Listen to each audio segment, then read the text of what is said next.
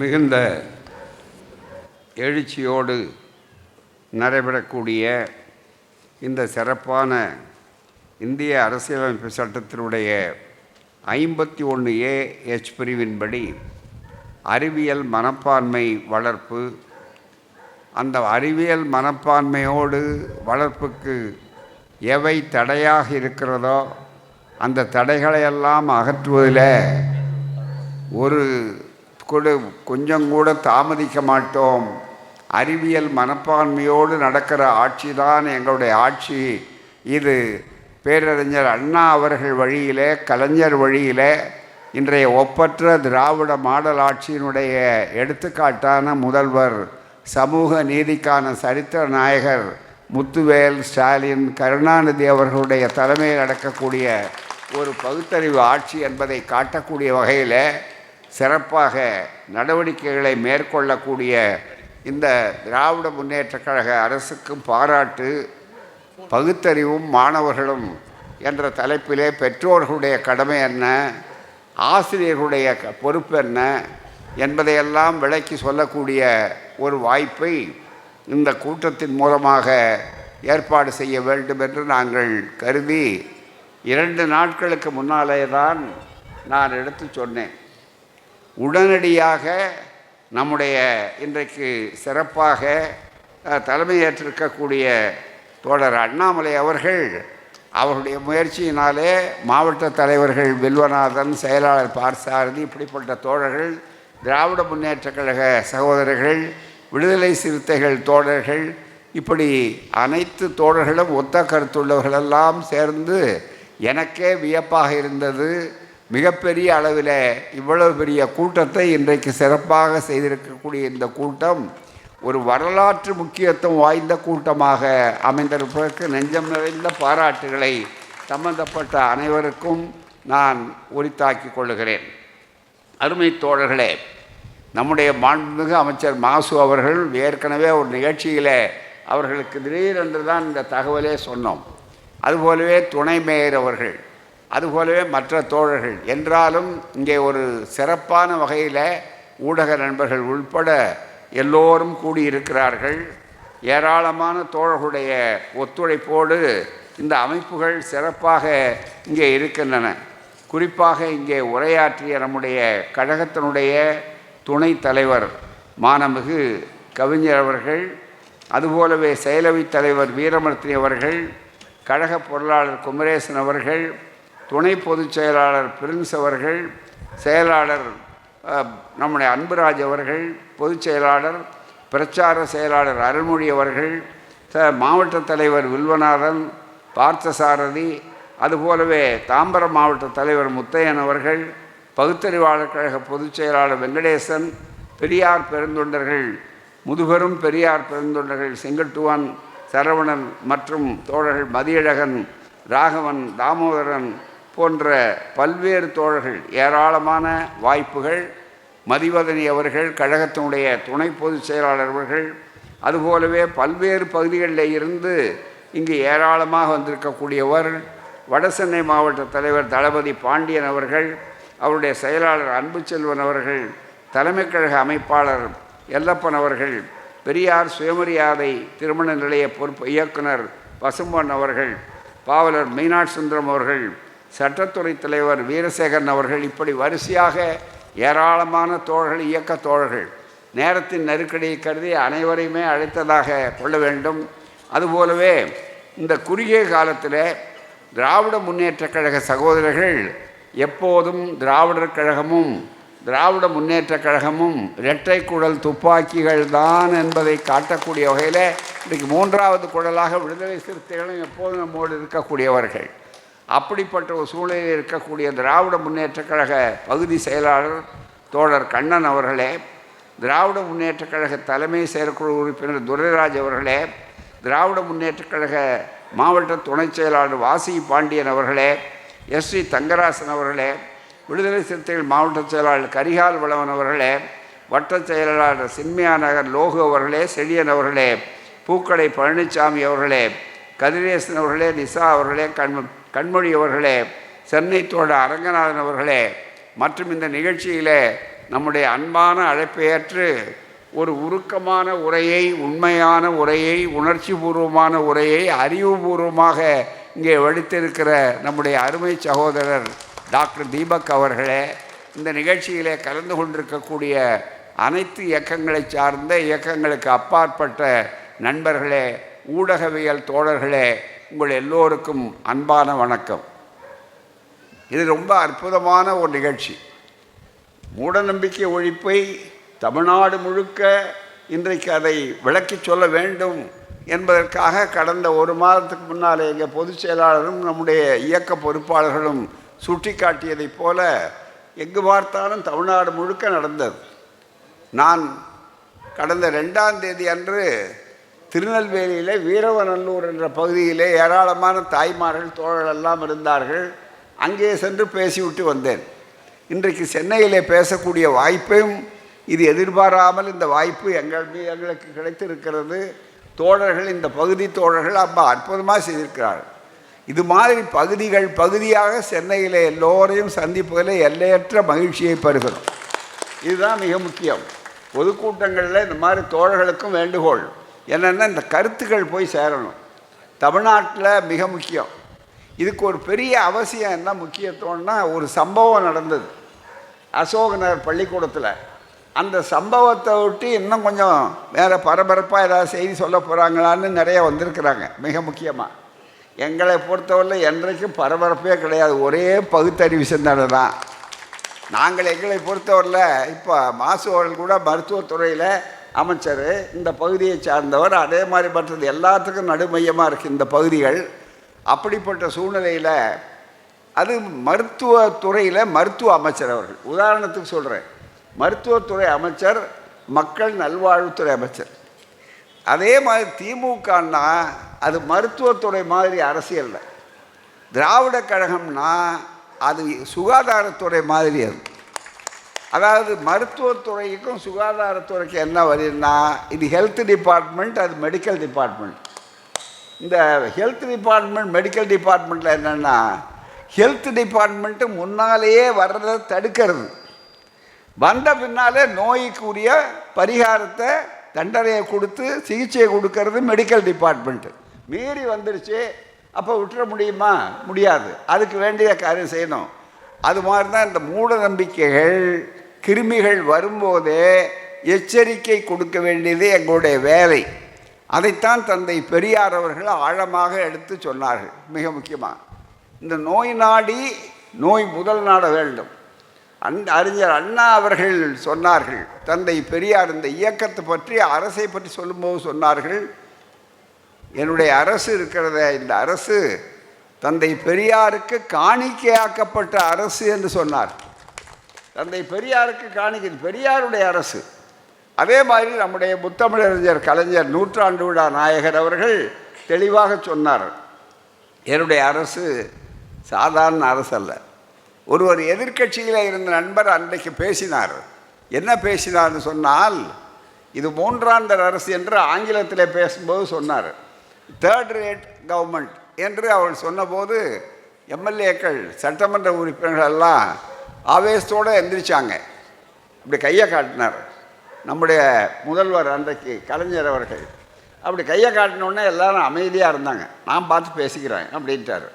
அதை எந்திரிச்சார். எந்திரிச்ச உடனே சட்டசபையில் சொன்னார், நண்பர் எதிர்க்கட்சி தலைவர் ஹண்டே அவர்கள் சொன்னார், இது 3ஆம் தர அரசுன்னார்.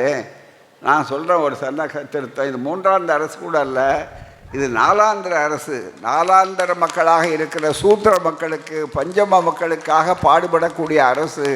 அதை பெருமையோடு சொல்லுகிறேன்னார். அந்த மக்களை மூட நம்பிக்கை போதையில் ஆழ்த்தித்தான் அவர்களை கீழ்மக்களாக்கினார்.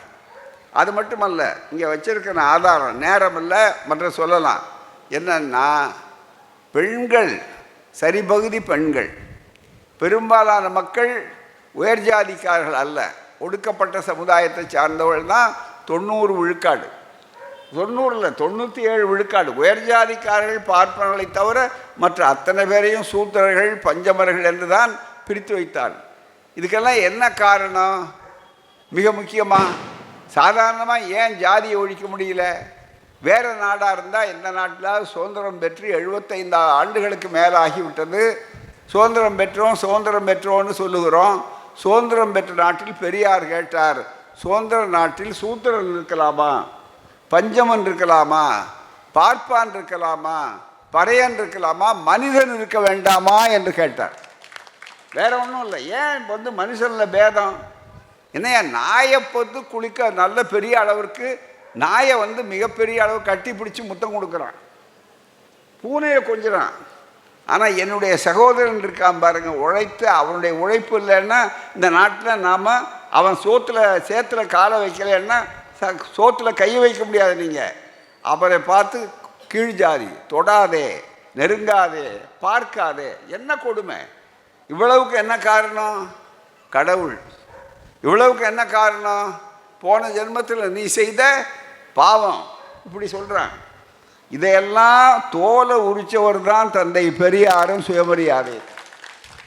இன்றைக்கு மக்கள் மத்தியில் வந்தாச்சு மிகப்பெரிய அளவுக்கு. இங்கே அழகாக சொல்லிட்டார் தீபக் அவர்கள் சொன்னார். நான் அந்த கருத்தை நினச்சிக்கிட்டு இருந்தேன். மாற்றுத்திறனாளிகளுங்கிற பெயரை ரொம்ப அழகாக கொடுத்தார் நம்முடைய கலைஞர் அவர்கள். அதுக்கு முன்னால் ஊனமுற்றோர்னார். யார் ஊனமுற்றோருங்கிற விஷயம் இருக்குது பாருங்கள்.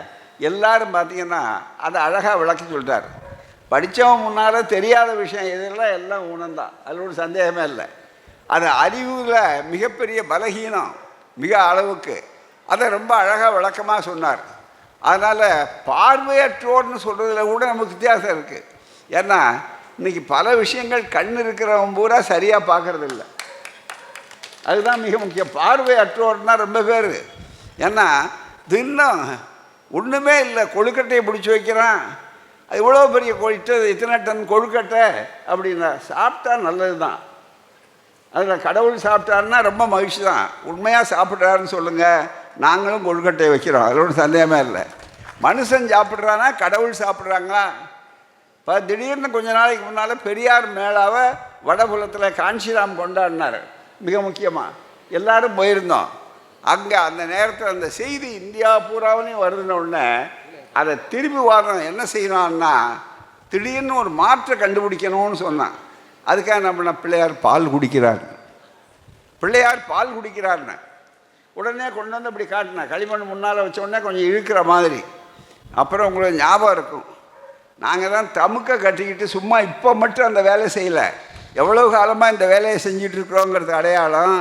ஒரு தமுக்க கட்டிக்கிட்டு மேலே கடைசியில் போட்டுக்கிட்டு இந்த 14 மாடி கட்டடத்துக்கு முன்னால் எல்ஐசிக்கு முன்னாலேயே அந்த தமுக்கு அடித்து சொன்னோம், 1 லட்சம் ரூபா பரிசு கொடுக்குறோம். பிள்ளையார் கூட ஆமாம் 96 அவரே வருஷம் சொல்கிறார். அதுதான் மிக தலைவர். வரிசையாக இந்த வேலையை இப்போ செய்யலை, நாங்கள் திடீர்னு செய்யலை, தொடர்ந்து இந்த வேலையில் தான் செஞ்சுருக்கோம். அதனால தான் நம்ம பேருக்கு அறிவு வழங்கலுக்கு பகுத்தறிவு. அதனால தான் இது பெரியார் மண். என்ன செஞ்சோம், காவிய மண்ணை ஆக்க முடியாத காரணம் என்ன? மோடி ரோட் ஷோ வந்தார். நீங்கள் பார்த்தீங்கன்னா தேர்தல் நேரத்தில் ரோட் ஷோ, வடநாட்டில் காட் ஷோ, எல்லா ஷோவும் நோ ஷோ, அவ்வளோதான். தவிர கடைசியில் ஒன்றும் இல்லாத ஆகக்கூடிய அளவுக்கு வந்ததுன்னா என்ன காரணம்? ராகுல் காந்தி அழகாக பாராளுமன்றத்திலே மேலே சொன்னார், அவரை கையை காட்டி சொன்னார், மோடிஜி அவர்களே, தமிழ்நாட்டில் நீங்கள் என்ன பண்ணாலும் 100 வருஷம் ஆனாலும் தமிழ்நாட்டில் அந்த நாற்காலியை பிடிக்கலான்னு நீங்கள் நினைக்காதீங்க. காரணம் அது பெரியார் மண், திராவிட மண். அந்த திராவிட மண்ணை உங்களால் அசைக்க முடியாது என்று எடுத்து சொன்னார். அது காரணம் இந்த பகுத்தறிவு பூமி. உடனே சொன்னோம், 1 லட்ச ரூபா கொடுக்குறோம், கொண்டு வந்து கொடு, பிள்ளையார் ஒன்றா 1 லிட்டர் பாலை வைக்கிறோம், பால் குடிக்கட்டும். அதுதான் மிக முக்கியம். தெளிவாக நினைத்து பாடுறோம். அப்படி மூட நம்பிக்கையை ஒழித்து இன்றைக்கு அறிவு இருக்கிற காரணத்தால் தான் மக்கள் சமத்துவமாக நினைக்கிறோம் மிகப்பெரிய அளவுக்கு. இன்றைக்கி உலகம் பூரா இருக்கிற கட்டிக்காரர்கள் பூரா யார்? தமிழ்நாட்டிலேருந்து படித்த பிள்ளைகள் தான். இன்றைக்கி எந்த ஊனமும் கிடையாது, எந்த சங்கடமும் கிடையாது. மிக முக்கியமாக இன்னும் கேட்டால் இந்த அவர்களுக்கு நல்ல பெயரை கொடுத்தார். இதில் மட்டும் இல்லை, எங்கெங்கெல்லாம் அவர்களுக்கு மன குறைபாடு, அந்த இன்ஃபீரியாரிட்டி காம்ப்ளெக்ஸ் சொல்கிற மாதிரி நமக்கு மனசு அளவில் பாதிப்பை ஏற்படுத்த முடியுமோ அந்த பாதிப்பு பேரெலாம் வச்சு நம்ம உருப்படக்கூடாதுன்னே வச்சான் மிகப்பெரிய அளவுக்கு. சூத்திரன்னா என்ன? பெரியார் வர்றதுக்கு முன்னால், இந்த இயக்கம் வர்றதுக்கு முன்னால், இந்த சுயமரியாதை இயக்கம் 100 ஆண்டுக்கு முன்னால் வர்றதுக்கு முன்னால் இது என்ன சூத்திரன்னா ஏதோ கௌரவப்பட்டமான்னு நினச்சான். பழைய ராவ் பகதூர், திவான் பகதூர் மாதிரி இப்போ இருக்கிற மாதிரி பத்மபூஷன் பட்டமா. அது சூத்திரன்னா மனு தர்மத்தில் என்ன எழுதி வச்சிருக்கிறான்? மிக முக்கியமாக, சூத்திரன் என்றால் பார்ப்பானுக்கு வைப்பாட்டி மகன், இழிஜாதிக்காரன்னு சொல்லக்கூடிய அளவிற்கு வந்திருக்கிறது. அதுக்கு என்ன காரணம்? நீங்கள் எல்லாம் கீழ்ஜாதியா? என்ன காரணம்? போன ஜென்மத்தை செய்த பாவம் என்று சொல்லி ஏமாத்தனால தான் மோட்சம் நரகங்கிறதெல்லாம் பித்தலாட்டம் என்பதை மக்கள் மத்தியிலே சொன்னோம். மிக முக்கியமாக அதுக்காக அவன் கண்டுபிடிச்சது தான். அதை இந்த அரசாங்கத்தில் இன்றைக்கு வளர்ந்திருக்கிற காலத்தில், அதுவும் அரசியல் சட்டம், இந்த அரசியல் சட்டத்தில் 51A என்ற பிரிவில் இன்றைக்கு எடுத்து சொன்னாங்க பாருங்கள். மிக முக்கியமான எடுத்து சொல்லக்கூடிய அளவில் ஆதாரபூர்வமாக எடுத்து பாருங்கள். மிக முக்கியமாக இருக்கக்கூடியதில் சொன்னார்கள் இங்கே ஃபண்டமெண்டல் டியூட்டிஸ். எனக்கு முன்னால் பேசுகிற அத்துணை தோழர்களும் விளக்கம் சொன்னார்கள். ஃபண்டமெண்டல் டியூட்டிஸ், அடிப்படை கடமை.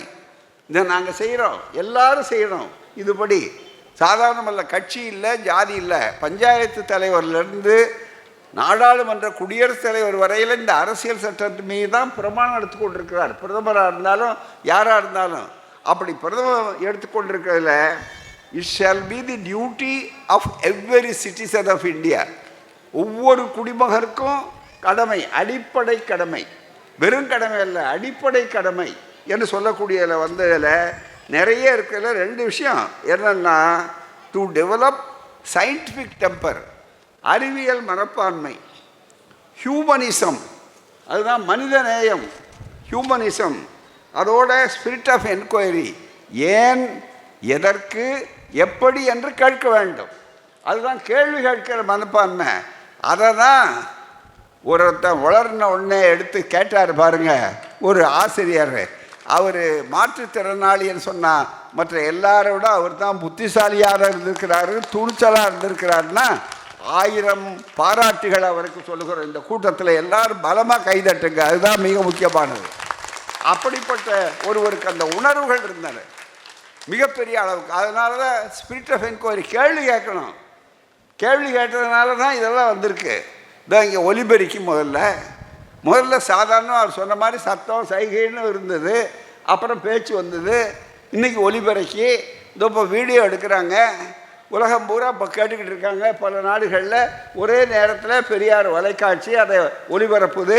அமெரிக்காவில் இருக்கிற உட்காந்து கேட்குறாரு, சிங்கப்பூரில் இருக்கிறவர் கேட்குறாரு, சீனாவில் இருக்க கேட்குறாரு இந்த கூட்டத்தை. அதுதான் மிக முக்கியம்.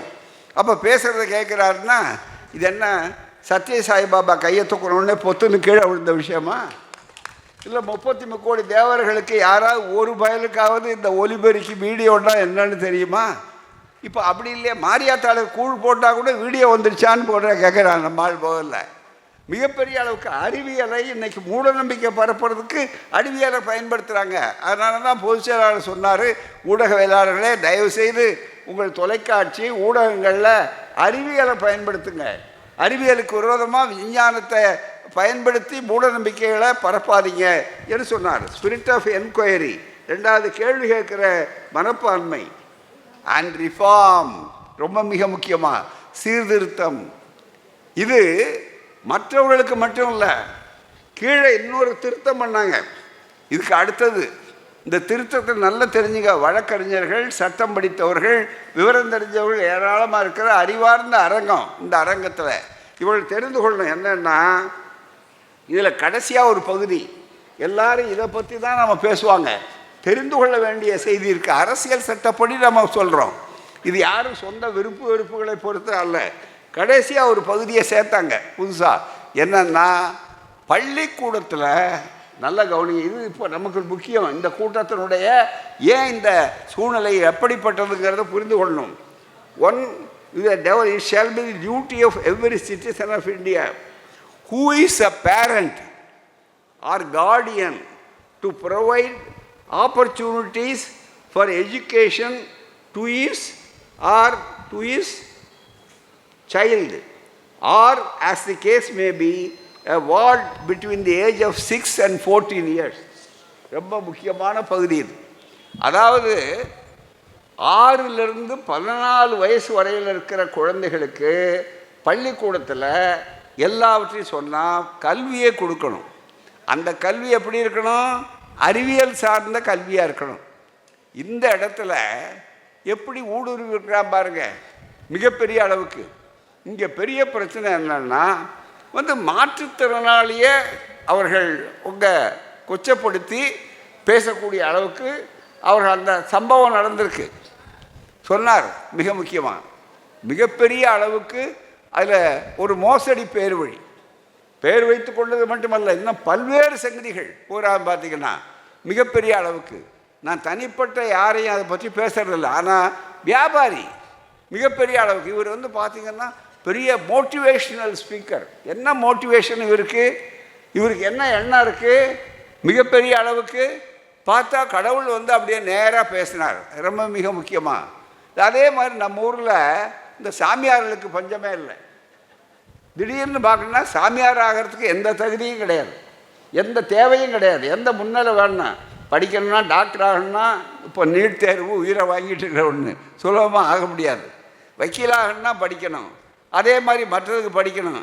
நம்ம ஆள்லாம் சாமியார் ஆகணும்னு சொன்னால் அதுக்கு எதுவும் தேவையே கிடையாது.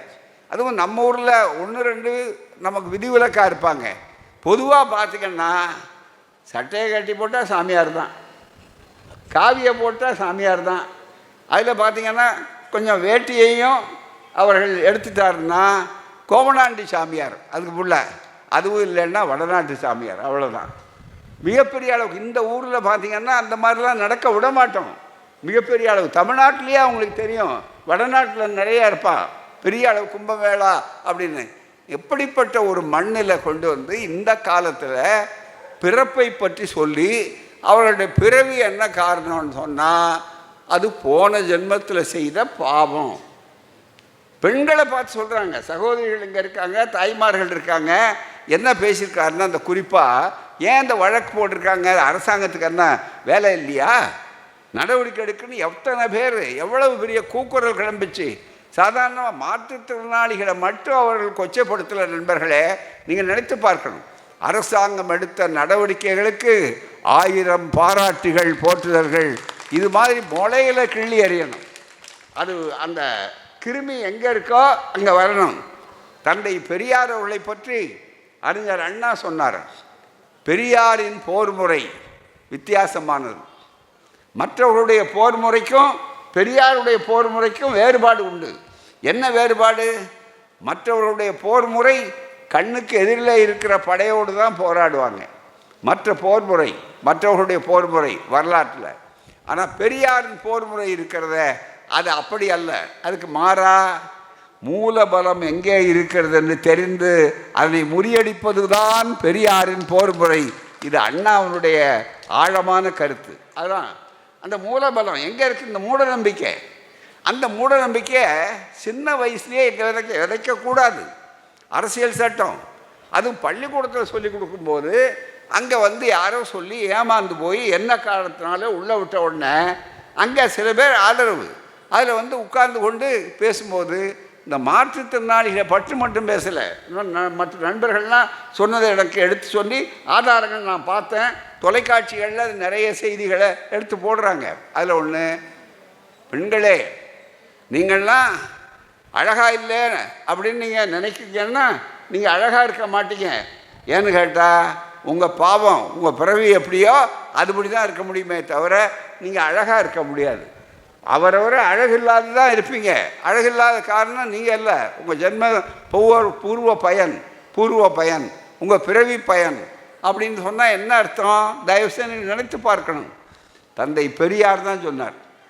அழகுங்கிறதுக்கே பெரியார் சொன்ன விளக்கம் இருக்குது பாருங்கள். உலகத்தில் இதுவரையில் எந்த ஒரு சிந்தனையாளரும் அப்படி சொன்னதே கிடையாது. அழகுங்கிறதுனா எல்லாரும் என்ன பண்ணாங்க, ஒப்பனை அப்படிங்கிறது தான் இதுவரையில் எல்லாரும் சொல்லுவான். அழகுன்னா ரொம்ப அழகாக இருக்காரா அப்படின்னு நம்ம அழகு சொல்லுவோம். பெரியார் மானமும் அறிவும் மனிதருக்கு அழகு. மனுஷன்னு ஒருத்தர் இருந்தால் அவன் அழகாக இருக்கிறானான்னா என்ன அடையாளம்னா மானமும் அறிவும். மானமும் அறிவு இருக்கிறதுனால தானே தீபக் இவ்வளோ விஷயத்த சொன்னார். மிக முக்கியமாக அதை கேட்குறவனுக்கு மானம் உண்டாகும் முடியல சொன்னார். அதுதானே மிக முக்கியம். மாற்றுத்திறனாளியை பற்றி நீ பேசுகிறிய, மாற்று திரிபுவாதி, ஏமாற்று, மிகப்பெரிய ஏமாற்று பெருவழிகள் வியாபாரம் பண்ணுறான். என்ன வியாபாரம்? திடீர்னு வச்சு மிகப்பெரிய அளவு ஆராயணும். அரசாங்கம் அதை சாதாரணமாக விடக்கூடாது.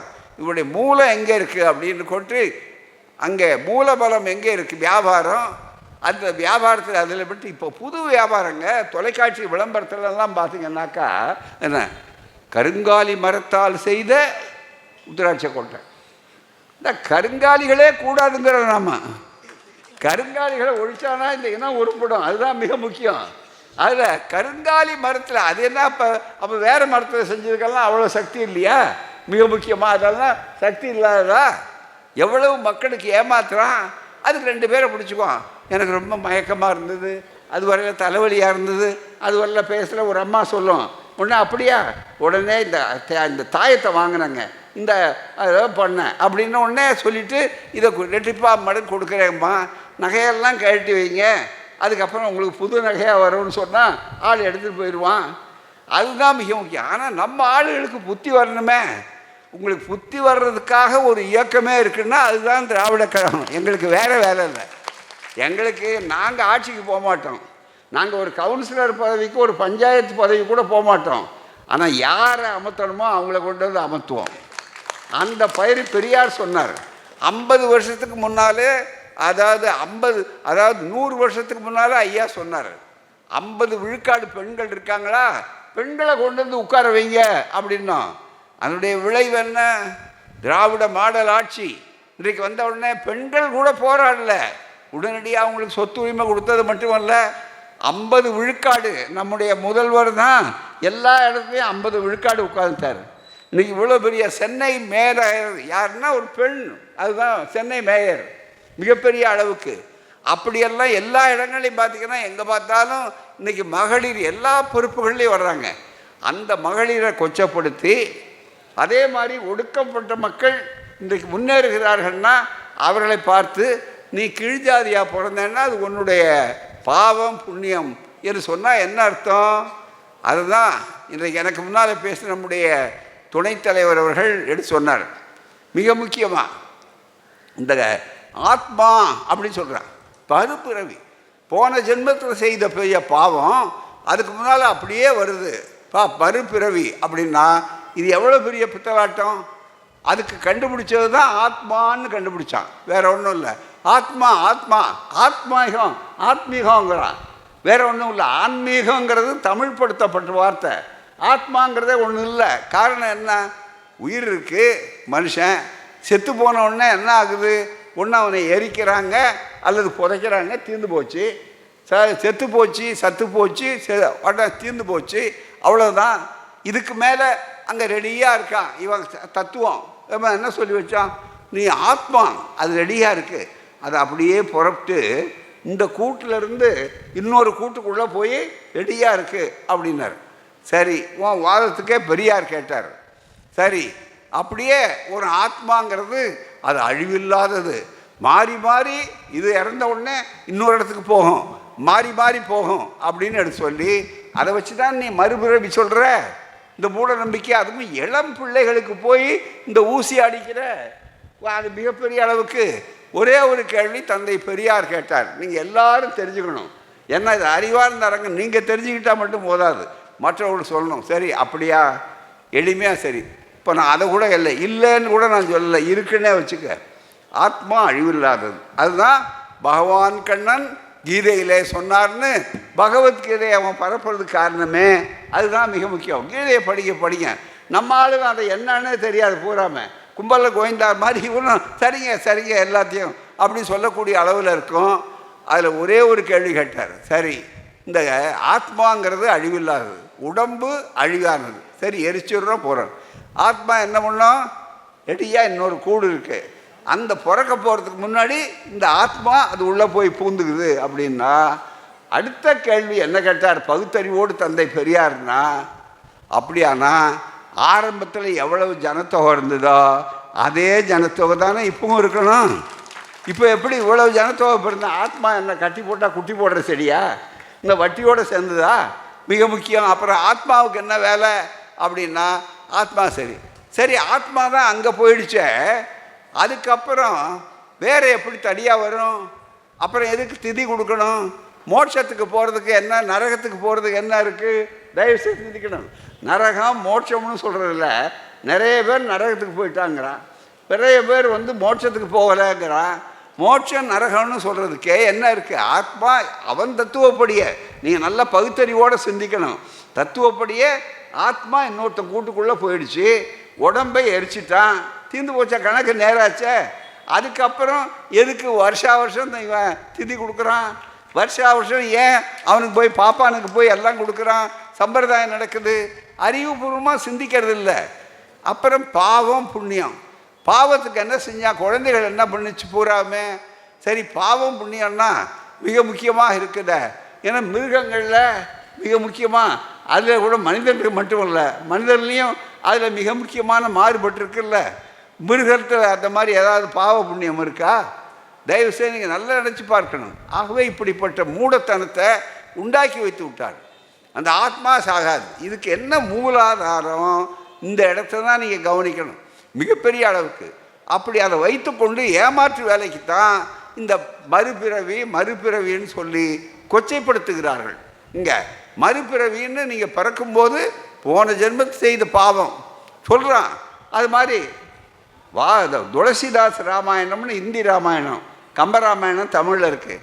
அதில் எழுதுகிறா, யார் யாரெல்லாம் பிராமணர்கள், அது பார்ப்பனர்கள், அவங்கெல்லாம் தங்களுடைய சடங்குகள் சம்பிரதாயத்தை சரியாக செய்யலையோ அவங்கெல்லாம் அடுத்த ஜென்மத்தில் காக்காவாக பிறப்பான்னு எழுதி வச்சாங்க.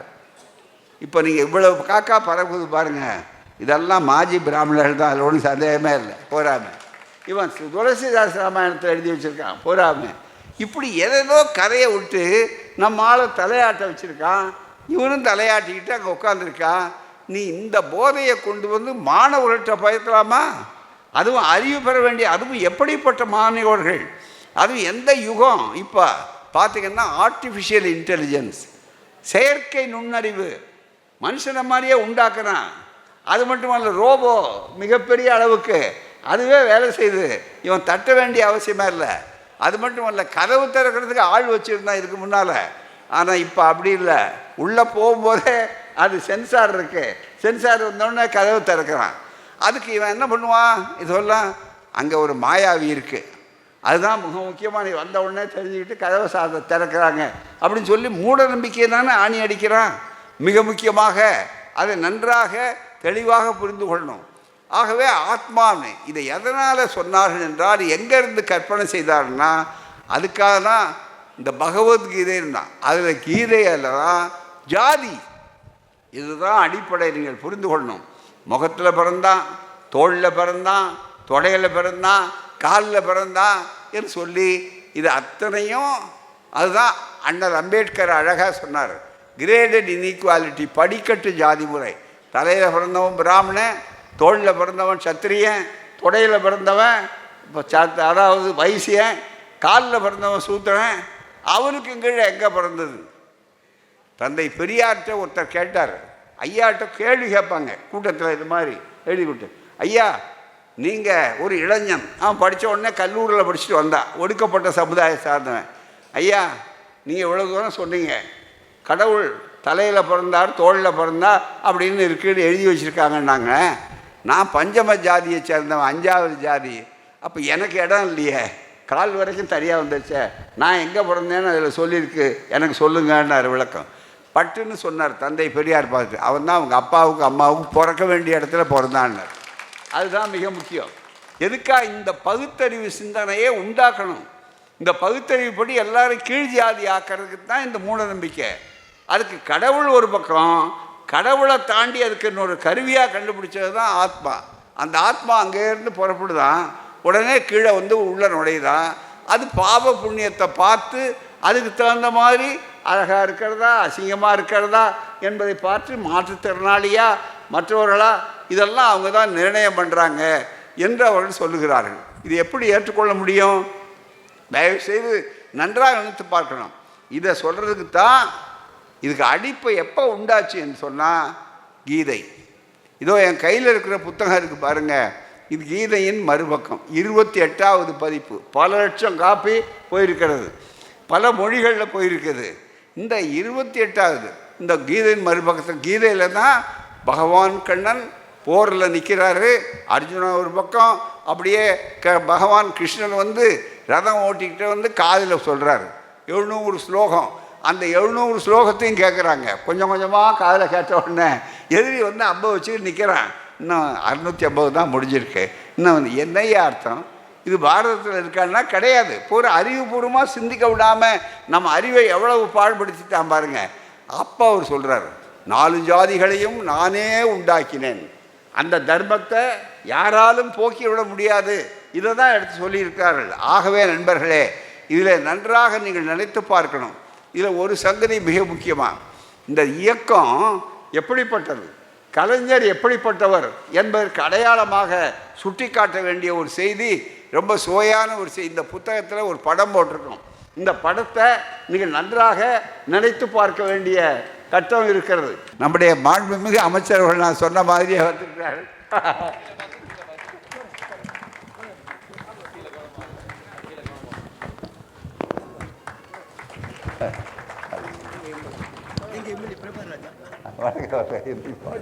இதே மாதிரி இந்த விஷமங்களை எப்படி எப்படி பரப்புறதுங்கிறது, இந்த இயக்கம், இந்த கொள்கைகள், இது அத்தனையும் மாற்றணுங்கிறதுக்கு அடையாளமாக ஒரு சம்பவம் இந்த புத்தகத்தில். இது 28வது பதிப்பு, இந்த கீதையின் மறுபக்கம் அப்படின்னு ஆய்வு.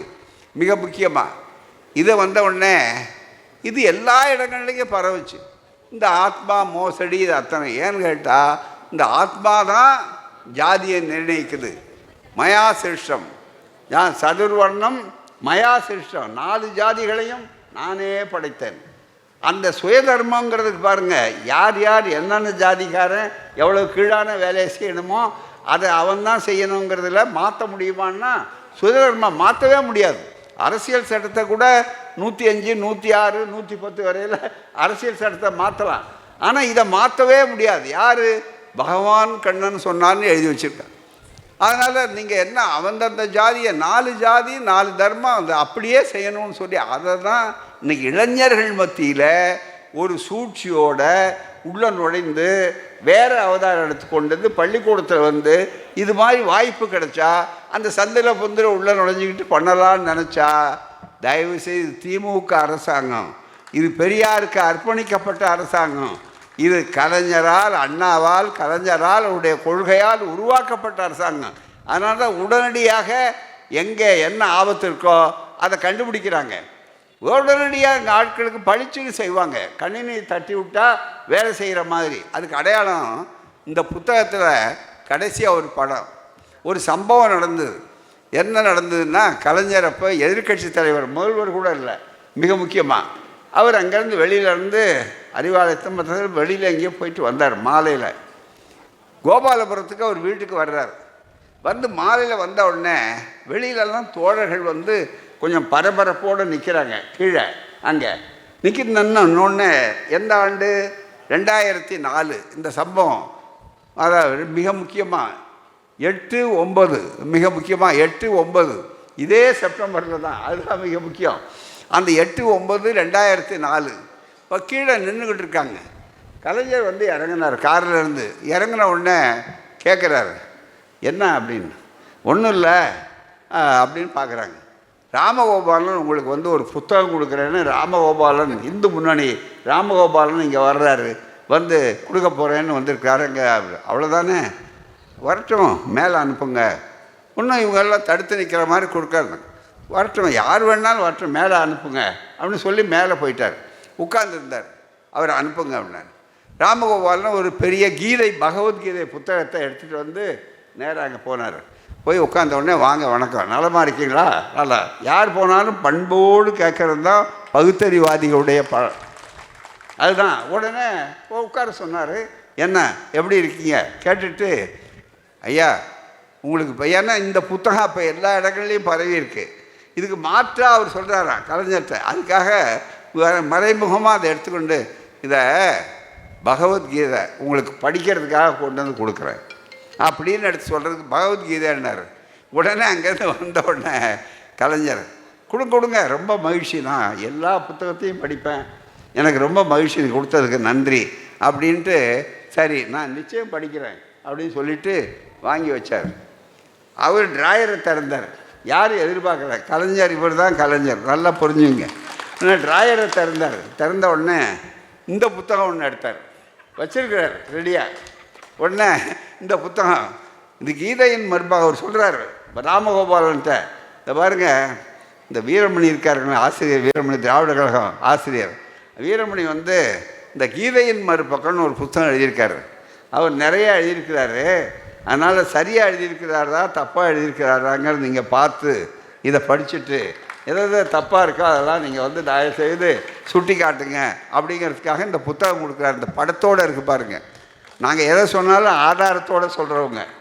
ஆகவே இந்த படத்தோட அவர் ராமகோபாலை எழுந்து வாங்குறார். இங்கே கலைஞர் இந்த புத்தகத்தை வாங்குறார், கொடுக்குறார் அப்படின்னு சொன்ன உடனே அன்னைக்கு போனவர் தான் இது வரைக்கும் எந்த மறுப்பும் வரல. இதுவரையில் பெரியார் கேட்ட கேள்விக்கு, அண்ணா கேட்ட கேள்விக்கு, கலைஞர் கேட்ட கேள்விக்கு, இன்றைக்கு நாங்கள் கேட்ட கேள்விக்கு எந்த கொம்பனும் பதில் சொன்னதில்லை. அவர்கள் கேட்ட கேள்விக்கு தான் நாங்கள் பதில் சொல்லி கொண்டிருக்கிறோம். நீங்கள் நல்லா நினைத்து பார்க்கணும். ஆகவே இதில் சொல்கிறார், மிக முக்கியமாக ஆத்மா மறுபிறவி, அந்த மறுபிறவி அப்படியே அவதாரம் எடுத்து அதுபடியே நீ அழகாக இருக்கியா அசிங்கமாக இருக்கியா முடிவு பண்ண முடியாது, அது அவர் பண்ணிக்குவார், ரொம்ப மிக முக்கியமாக அப்படின்னு. இன்னைக்கு பகவானுக்கு எதிராக மிகப்பெரிய அளவுக்கு வந்தாச்சே. இவங்க மருத்துவத்துறையில் வந்திருக்கிற வளர்ச்சி சாதாரணமாக வளர்ச்சியா? இப்போ எங்கே பார்த்தாலும் ஒரு விஷயம் சொல்கிறேன் நான் சுருக்கமாக. என்னன்னா, அவர் இல்லாமல் இருந்தால் நான் இன்னும் வேகமாக பேசுவேன். அவரை வச்சுக்கிட்டு பேசும்போது அவர் அமைச்சர், வெறும் சாதாரண மாவட்ட செயலாளர் இல்லை. ஆகவே நான் இருந்த கருத்து சொல்கிறேன். இப்போ எங்கே பார்த்தாலும் அரசாங்கம் நியாயமாக பாருங்கள், நீங்கள் அவங்கள விட்டுருங்க, எந்த அரசாங்கமாக இருந்தாலும் இப்போ எங்கே பார்த்தாலும் தாய்மார்களுக்கு தெரிய மற்றவங்களாம் எங்கே பார்த்தாலும் கருத்தரிப்பு மையம், கருத்தரிப்பு மையம், கருத்தரிப்பு மையம் போட்டிருக்காங்க. ஃபர்டிலிட்டி சென்டர் அப்படின்னா என்னங்க அர்த்தம்? பிரம்மாவுக்கு வேலை இல்லைன்னு அர்த்தம். அதுதானே வேலை அர்த்தம். மிக முக்கியமாக இன்றைக்கி ஐயோ அவர் பார்த்து பிண்டம் பிடிச்சார்னா அப்படி இல்லை. நீங்கள் எங்கே வாங்க, வரலையா, சரி முடிச்சு போடுங்க. பெரியார் தான் சொன்னார், ஆணும் பெண்ணும் சேரணும்னு அவசியம் இல்லை. எதிர்காலத்தில் இனி வரும் உலகத்தில் டெஸ்ட் டியூப் பேபி, பரிசோதனை குழாய் குழந்தை வரும். அதுதான் அறிவியல். இன்றைக்கி பார்த்தீங்கன்னாக்கா மிகப்பெரிய அளவுக்கு மாற்றாந்தாய் சிற்றாதாய் இப்படி தான் சொல்லியிருந்தான். இப்போ தான் வாடகை தாய் வந்திருக்கு. அதுதான் மிக முக்கியம். அப்படிப்பட்ட ஒரு அறிவியல் காலத்தை கொண்டு இப்போ போய் சின்ன பிள்ளைகளுக்கு அறிவியல் சொல்லி கொடுக்க வேண்டிய காலகட்டத்தில் பள்ளிக்கூடத்தில் உள்ளே போய் உட்காந்துக்கிட்டு அங்கே போய் பிறவி மறுபிறவின்னா என்ன அர்த்தம் கேட்டால் இதில் சித்தர் எழுதியிருக்காங்க. கேட்டார், எந்த சித்தர் எழுதியிருக்கிறாரு, என்ன படிச்சிங்க? ஆகவே தான் இந்த மோசடி பேர்விழலை அடையாளம் காட்டணும். மக்கள் மத்தியில் எங்களுடைய வேலை இருக்கு பாருங்கள். அரசாங்கம் அவர்களுடைய கடமையை செய்வாங்க, சட்டம் அதனுடைய கடமையை செய்யட்டும். ஆனால் அதை விட ரொம்ப மிக முக்கியமாக மக்கள் மத்தியில் அதை எடுத்து சொல்லணும். ஒன்று சொல்கிறேன், இந்த ஆத்மா எவ்வளவு பித்தலாட்டம்னா அது ஆத்மா சாகாது. ஏன்னா எதிரே அந்த கதைப்படி, நான் அந்த கீதையினுடைய கதைப்படி, பாரதத்தின் கதைப்படி கிருஷ்ணன் தேர் ஓட்டிகிட்டு இருக்கார். எதிரே கௌரவர்கள் இங்கே பாண்டவர்கள் பக்கத்தில் நிற்கிறாங்க, எதிரே நிற்கிறாங்க. இவங்க 2 பேருக்கு சண்டை. அப்போ அம்பு விடுன்னு சொல்லி அர்ஜுனனை பார்த்து சொல்கிறாரு, ஐயோ என்னுடைய உறவினர்கள் அவங்களெல்லாம் நீங்கள் சாகடிச்சிட்டா என்ன ஆகிறது அப்படின்னு கவலைப்படுறாரு. அதில் கூட கீதையை ரொம்ப பேர் எங்களை அடிக்க படித்தவங்க கிடையாது. எல்லா புராணத்தையும் நாங்கள் தான் படித்து தொலைச்சிருக்கோமே தவிர இவனுங்க படித்ததே கிடையாது. அதில் என்ன சொல்கிறா, நீ அவர்களையெல்லாம் போரை நீ தொடரணும். பகவான் கிருஷ்ணனுடைய ஆதாரத்தோடு சொல்கிற ஸ்லோகங்களோட, வடமொழி ஸ்லோகங்களோடு இருக்குது. பெண்களை பாவயோனி, பெண்களும் சூத்திரர்களும் பாவயோனியிலிருந்து பிறந்தவர்கள் என்று கொச்சைப்படுத்தப்பட்டிருக்கிறது. அதை தான் எடுத்து சொல்லும்போது அதில் ரொம்ப மிக முக்கியமான ஒரு கருத்தை சொல்கிறாரு. ஏன் அவர்களை நீ எதிர்த்து போராடணுன்னா அதுக்கு அர்ஜுனன் பதில் சொல்கிறார், இல்லை நான் எதிர்த்து அவர்களை அழிச்சிட்டா இந்த பெண்கள்லாம் விதவைகள் ஆகிடுவாங்க. ஆனால் அது ஜாதி கலப்பு ஏற்பட்டுரும். வேறு ஜாதிக்காரர்கள்லாம் மறுபடியும் அவர்களுக்கு வாழ்வு கொடுப்பாங்க, ஜாதி கலப்பு ஏற்பட்டுரும். ஆகவே நான் செய்ய மாட்டேன். இல்லை உன் கடமையை செய்யன்னு அப்போ தான் சொல்கிறார். ரொம்ப பேர் நம்ம ஆளுங்க படித்தவங்க பாருங்கள், உள்ளேயே போக மாட்டாங்க. இந்த கீதையை படித்ததே இல்லை, படிக்காமல் கீதையில் பெரிய மோட்டிவேஷனல் ரொம்ப வேகமாக இருக்குது, உன் கடமையை செய், பலனை எதிர்பார்க்காதே அப்படின்னு சொன்னார்னா எப்போ சொன்னார்கள் தெரியுமா? மிக முக்கியமாக உன் கடமையை செய் அப்படின்னு சொன்னது இருக்கு பாருங்க. ஜாதியை காப்பாற்றுகிற உன்னுடைய கடமையை செய், இதுதான் ஜாதியை காப்பாற்றுகிற வர்ண தர்மத்தை காப்பாற்ற ஆதாரம் இருக்குது. யாராவது நான் புத்தகத்தை நான் கீதையிலிருந்து சொல்கிறேன், மறுப்பு சொல்லட்டும் யாராவது. மிக முக்கியமாக, ஏனென்றால் நீ அவர்களை அழிக்க முடியாது, உடல் தான் சாகும், ஆத்மா சாக முடியாது. ஆத்மா உடனே உயிரோடு புறப்பட்டு வேறு இடத்துல போகுது. அதனால் ஆத்மா அழிஞ்சாதான் நீ குற்றவாளியே தவிர கொன்றதாக முடியே தவிர நீ உன்னால் யாரையும் கொல்ல முடியாது. புது தத்துவம். ஆகவே நீ சண்டை போடுன்னார். இதை தந்தை பெரியார் கேட்டார். மிக முக்கியமாக இந்த ஆத்மா சாகாதுன்னு வச்சா சரி, நாளைக்கு வக்கீல்கள்லாம் இங்கே இருக்காங்க, இந்த மதிவதனி இருக்காங்க, என்ன இருக்காங்க, அருள்மொழி இருக்காங்க, எழுத்தாப்புல வக்கீல் இருக்கார், நிறைய வக்கீல்கள் இருக்காங்க, நிறைய இந்த கூட்டத்தில் வக்கீலுக்கு பஞ்சம் இல்லை. நாளைக்கு மர்டர் கேஸ் வருது 302. வர்றப்போ நேராக அங்கேருந்து வந்து என்னுடைய குற்றவாளி என்னுடைய கட்சிக்காரர் அவரை கொலை பண்ணார், ஆனால் அவர் சாகடித்தார், அது உண்மைதான், ஆனால் நான் குற்றவாளி அல்ல. ஏன் குற்றவாளி இல்லை அப்படின்னா, உண்மையாக ஒருவனை சாகடிக்க வேண்டுமானால் அவனுடைய ஆத்மாவை கொன்றால்தான் சாகடிக்கணும் என்று பகவான் கண்ணன் பகவான் கிருஷ்ணன் பகவத்கீதையில் சொல்லியிருக்காரு. நீதிபதிகளே பகவத்கீதையை தான் பிரமாணம் வச்சு கொண்டு எடுக்கிறாங்க சில நேரங்களில். ஆகவே நீங்களும் அப்படி தான் எடுத்திருக்கீங்க. நீங்கள் உறுதிமொழி எடுத்து பகவத்கீதை படியே நான் சொல்கிறேன். ஆகவே அவர்களை நான் அவர் செத்து போனார், ஆனால் நான் சாகிறதுக்கு குற்றவாளி இல்லை. ஏன்னு கேட்டால் ஆத்மா இறந்தால் தான் நான் குற்றவாளி, ஆத்மாவை என்னால் ஆக முடியாதுன்னா இது ரொம்ப இதுவரையில் எந்த வக்கீலும் இப்படி வாதம் பண்ணலை என்கிட்ட. நீங்கள் தான் சட்டத்துக்கு புது வியாக்கியானம் சொல்லியிருக்கீங்க, உடனே பாராட்டி அவரை விடுதலை பண்ணிடுறேன் அப்படின்னு நீதிபதி சொல்லுவாரா? தீர்ப்பு எழுதுவாரா? தீர்ப்பு எழுதுனா அவரை விடுதலை பண்ணிடுவாங்க மேலே இருக்கிறவங்க. ஆகவே அதை செய்ய மாட்டார். அதுக்கு பதிலாக பகுத்தறிவாளராக இருக்கிற ஒரு நீதிபதியாக இருந்தார்னா அவரும் தீர்ப்பு எழுதுவார். என்ன தீர்ப்பு எழுதுவார் தெரியுங்களா? அற்புதமான விஷயத்தை சொன்னார். யாரும் யாரையும் கொல்ல முடியாது, ஏன்னா ஆத்மா தான் இறந்தால் தான் அது கொன்றதாக குற்றமாகும். ஆகவே ஆத்மாவை சாகடிக்க முடியாது. எனவே தான் உங்களுக்கும் தூக்கு தண்டனை கொடுக்கிறேன், நீங்களும் சாகடிக்க மாட்டீங்க, சும்மா கயிறில் அப்படி தொங்குவீங்க, ஆகவே தான் நீங்களும் சாக மாட்டீங்க, உங்களுக்கு இருக்கும் அப்படின்னு பகுத்தறிவாளர் தீர்ப்பு எழுதுவார்.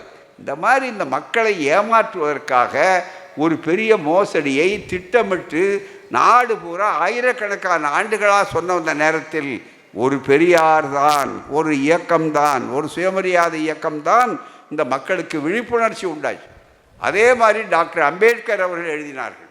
இந்த நாட்டில் ஆய்வாளர்கள் கேட்டார்கள். இன்றைக்கு அவ்வளவு பெரிய கருத்தை பள்ளிக்கூடங்களில் கொண்டு வந்து உள்ளன வைத்து கொண்டு பெண்களை கொச்சைப்படுத்தி ஜாதியை நியாயப்படுத்தி மிகப்பெரிய அளவுக்கு ஊனமுற்றோர் என்று அவர்களை இழிவுபடுத்தி சொல்லக்கூடிய அளவுக்கு மாற்று திறனாளி என்பதை பற்றி சொன்னார். தீபக் அவர்கள் எவ்வளோ அழகாக சொன்னார். கலைஞர் செம்மொழி தமிழ் கொண்டு வந்த கலைஞர் அவர்கள் அது மட்டும் வைக்கல, முதல்ல இந்த குற்றமே மனப்பான்மை ஈடுபட்டு இருக்காது நம்ம ஆளுகளுக்கு. அதுக்கு முதல்ல திமுக ஆட்சி வர்றதுக்கு முன்னால் நாம் பட்டியல் போட்டான் பாருங்கள், ஜாதி பட்டியல். அதில் கிரிமினல் ட்ரைப்ஸ்ன்னு வெள்ளைக்காரங்காலத்தில் இருந்த வார்த்தை இருந்தது. கிரிமினல் ட்ரைப்ஸ்னால் என்ன தெரியுங்களா? குற்ற பரம்பரை. இதே சொல்லுவான் குற்ற பரம்பரை. நான் என்னென்னா குற்ற பரம்பரைன்னா தினம் இவன் குற்ற பரம்பரைன்னா இதை விட கேவலமான ஒரு ஒரு மனிதனுக்கு உண்டா சொன்னார். ரத்னவேல் பாண்டியன் நீதிபதியாக இருந்தப்போ சொன்னார் மற்ற நீதிபதிகிட்ட, நாங்கள்லாம் அங்கே போய் தினம் போலீஸ் ஸ்டேஷனில் கையெழுத்து போட்டு வரணும் அப்படியெல்லாம் வச்சுருந்தான் வெள்ளைக்காரங்காலத்தில். அதை எதிர்த்து தான் போராடின பிற்பாடு கூட பிறகு அந்த முறை ஒழிஞ்சுது. ஆனால் அதுக்கு பிறகு என்ன பண்ணால் குற்ற பரம்பரை அப்படிங்கிற வார்த்தை இருந்தது. கலைஞர் ஆட்சிக்கு வந்து எப்படி இந்த ஊனமுற்றோருங்கிறத மாற்றுத்திறனாளி என்று மாற்றினார்களோ அது மாதிரி குற்ற பரம்பரைங்கிற வார்த்தை இருக்கக்கூடாது இனிமே. அது அவர்களை கொச்சைப்படுத்துவது. ஆகவே தான் அவர்களை தாழ்வு மனப்பான்மை உண்டாக்கும். ஆகவே இளைஞர்கள் மற்றவர்களெலாம் படிக்கிறாங்க. இன்றைக்கி நாம் அவர்களெல்லாம் மோற்றுவது தான் இது ஒழுக்கப்பட்ட அரசு என்று சொல்லிவிட்டு கடைசியாக அவர் சொன்ன ஒரே ஒரு வார்த்தை திருத்தம் பண்ணார், சீர்மரபினர். என்ன அழகான வார்த்தை பாருங்கள், சீர்மரபினர். இதுதான் ஐயா இந்த திராவிட இயக்கம் என்ன செஞ்சுது? திராவிட இயக்கம் இதுதான் செஞ்சது. உனக்கு மானத்தை கொடுத்தது, உனக்கு உரிமையை கொடுத்தது, அறிவை கொடுத்தது. ஆகவே அப்படிப்பட்ட ஒரு இயக்கம், ஒரு ஆட்சி, அந்த ஆட்சி நடந்து கொண்டிருக்கிற காலத்திலேயே இன்றைக்கு குறுக்கு வழிகளிலே பல பேரை விட்டு நீங்கள் எல்லாம் செய்யலாம்னு நினைத்தா அதை ஒருபோதும் நாங்கள் வெறும் அரசு பார்த்து கொண்டிருக்க கூடாது, சட்டம் செய்ய வேண்டும் என்று பார்க்காதீர்கள். பெற்றோர்கள் கவலையோடு இருங்கள், உங்கள் பிள்ளைகளை பகுத்தறிவாளர்களாக்குங்கள். உங்களுடைய மானமும் அறிவும் மனிதருக்கு அழகு என்று சொன்ன மாதிரி அந்த மான உணர்ச்சி உண்டாக்குங்க. தந்தை பெரியார் வழி வந்த நம்முடைய அண்ணா கலைஞரை பார்த்து ஒரு வார்த்தை கேட்டாங்க, நூற்றாண்டு விழா நாயகரை, இந்த மக்களுக்கு தெரியணும், உங்களை பற்றி ஒரே வரியில் விமர்சனம் பண்ணுங்கன்னா மானமிகு சுயமரியாதைக்காரர். மானமிகு சுயமரியாதைக்காரன் தீர்ந்து போச்சே. இது மானமிகு சுயமரியாதைக்காரருடைய வழி வந்த ஆட்சியாயிடுது.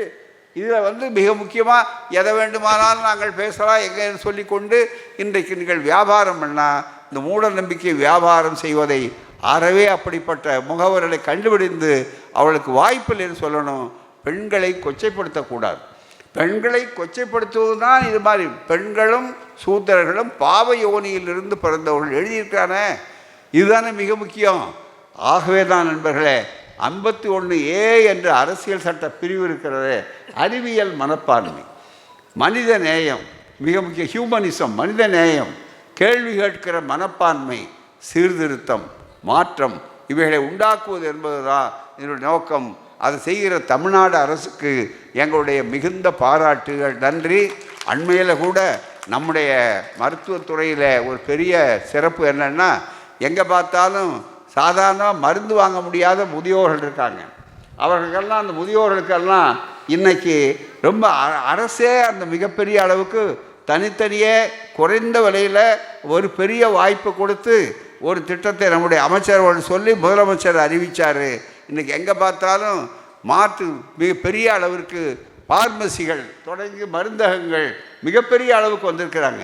ஆகவே ஒவ்வொரு துறையிலும் வாய்ப்பு இல்லாதவர்களுக்கெல்லாம் வாய்ப்பை உண்டாக்குறது தான் இது மிகமே தவிர, வாய்ப்பு இருக்கிறவர்களையே வாய்ப்பு இல்லாதவர்களாக ஆக்குவது என்ற பிரச்சாரம் செய்தால் அதை ஒருபோதும் அனுமதிக்கக்கூடாது என்று சொல்லி இவ்வளவு சிறப்பாக ஏற்பாடு செய்தவர்களுக்கு நன்றி கூறி, நம்முடைய அமைச்சர்கள் வந்திருக்கிறார்கள், அவர்களும் சில கருத்துக்களை சொல்வார்கள். சில வார்த்தைகள் வேண்டாமா? சரி, அவர்கள் வந்தது ரொம்ப மகிழ்ச்சி. ஆகவே தான் தோழர்கள் வெறும் ஆட்சி செய்யும் நினைக்காதீர்கள். ஆட்சிக்கு ஒரு எல்லை உண்டு அவர்கள், ஆனால் அந்த கருத்தை நம்ம உண்டாக்கணும். If public opinion marches forward law comes limping behind என்ற ஆங்கிலத்தில் ஒரு பழமொழி உண்டு.